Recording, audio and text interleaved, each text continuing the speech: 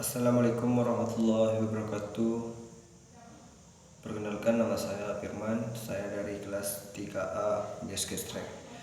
Di sini saya akan menjelaskan dan menceritakan tentang manfaat belajar motorik.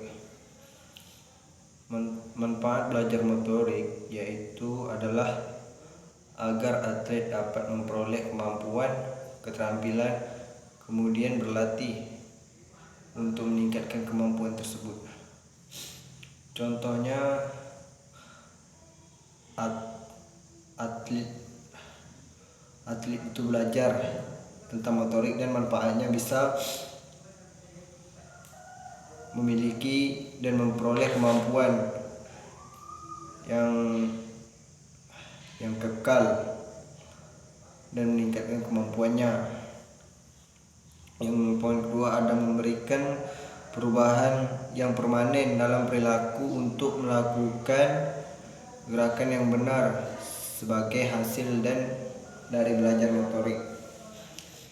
Pada saat melakukan gerakan motorik, yaitu manfaatnya itu bisa memberikan perubahan permanen dari gerakan yang tidak bisa dilakukan dengan sempurna sehingga menjadi gerakan yang permanen dan sempurna. Yang ketiga yaitu adalah meningkatkan koordinasi antara persepsi dan tindakan secara baik dan benar. Ya, poin ini yaitu meningkatkan gerakan kita seperti dari gerakan yang kurang sempurna menjadi lebih sempurna dan efektif. Ya, begitulah tentang manfaat belajar motorik. Selanjutnya yaitu ada proses dan tujuannya. Proses dan tujuan motorik yaitu yang pertama adalah proses yang meliputi ada pengendalian koordinasi. Pengendalian koordinasi ini yaitu pengendalian semua gerak badan menjadi dari yang tidak bisa sehingga bisa. Yang kedua adalah pengaturan fisik. Ya, fisik ini yaitu dari sebelumnya kita belum melakukan latihan gerakan motorik dan hingga bisa melakukan gerakan motorik, yaitu faktor yang dipengaruhinya yaitu adalah kekuatan fisik kita menjadi lebih baik dan kuat. Yang kedua adalah faktor yang mempengaruhi belajar motorik, yaitu ada faktor fisiologi dan faktor psikis. Faktor psikis ini adalah faktor mental. Dari mental kita yang tidak berani hingga menjadi siswa itu menjadi berani. Dan hasilnya yaitu yang terakhir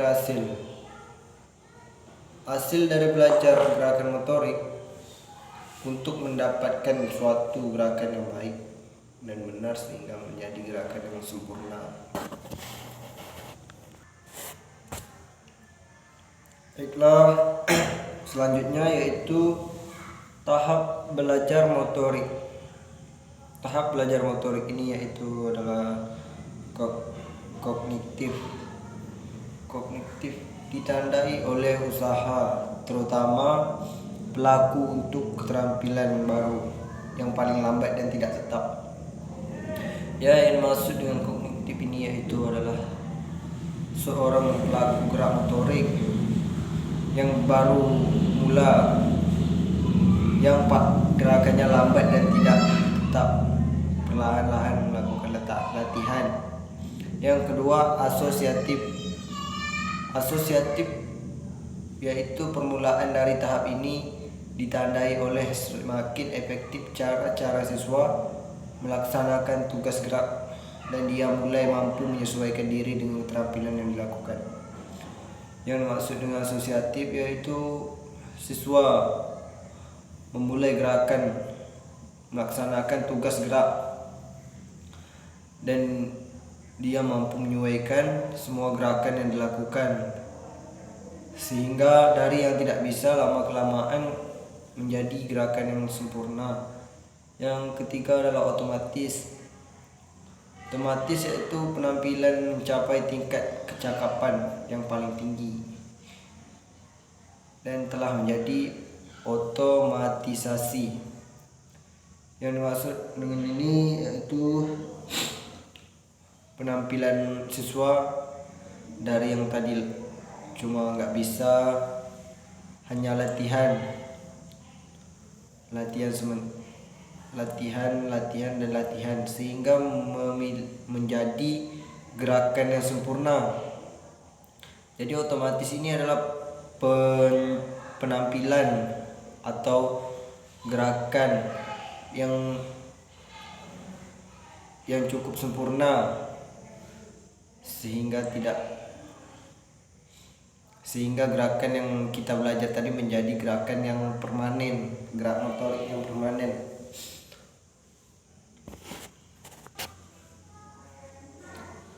Baiklah, selanjutnya yaitu ada perkembangan motorik. Perkembangan motorik ini terbagi dua. Yang pertama yaitu adalah motorik kasar dan yang kedua adalah motorik halus. Di sini saya akan menjelaskan yang pertama, motorik kasar. Motorik kasar adalah gerak yang menggunakan otot-otot yang lebih besar, tidak begitu menekan ketepatan dan banyak menggunakan anggota tubuh seperti lari, lompat, dan lempar. Sedangkan yang motorik halus merupakan gerak yang sangat tepat dan akurat, serta menggunakan otot-otot yang lebih kecil dan cenderung manipulatif.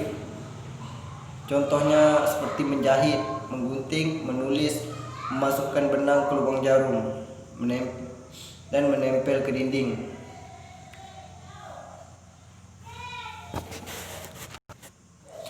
Motorik halus ini bisa didapatkan setelah kita melakukan proses belajar. Ya, demikianlah yang bisa saya sampaikan. Mohon dan maaf jika ada salah silap, saya mohon dan maaf. Demikianlah yang dapat saya sampaikan kepada Bapak. Yang benar datangnya dari Allah, yang salah datangnya dari saya. Assalamualaikum warahmatullahi wabarakatuh.